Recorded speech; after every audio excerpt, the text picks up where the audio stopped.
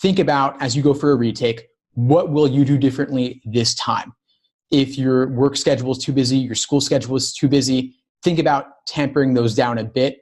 Maybe you can go to school part-time. Maybe you can cut back hours at work.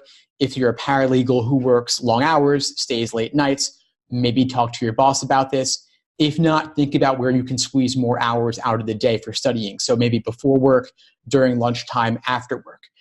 Maybe for your retake, you want to look at what resources you could use differently this time. So if up to this point you've been randomly using random stuff you find online, random free stuff, forums, blog posts, videos, etc., maybe you want to get something a little bit more cohesive and comprehensive. Maybe you want to consider a course. Maybe you want to consider using a different prep book. If in the past you were not using actual LSAT questions or using some random book you got from a friend, maybe you want to invest a bit more in buying the best LSAT prep book possible for yourself. A lot of times people will say, should I buy yet another book of 10 exams or another prep book altogether? And the way I look at it is another prep book for $20 or $50, if it could change the entire course of your career and get you even just a point or two more on the LSAT, it is absolutely worth doing so.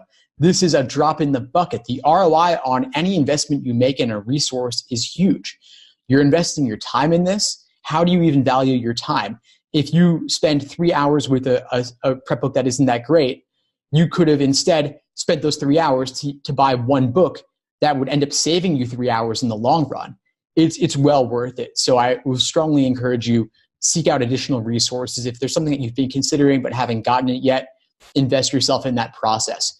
Back when I was studying for the LSAT, I got my hands on every LSAT exam ever released. And I got all the LSAT prep books I could find, both the good ones and the bad ones. And I started off with some of the bad ones, maybe a Barron's or something. And over time, I came to learn just how important it is to use the best resources possible, which of course do include actual LSAT questions.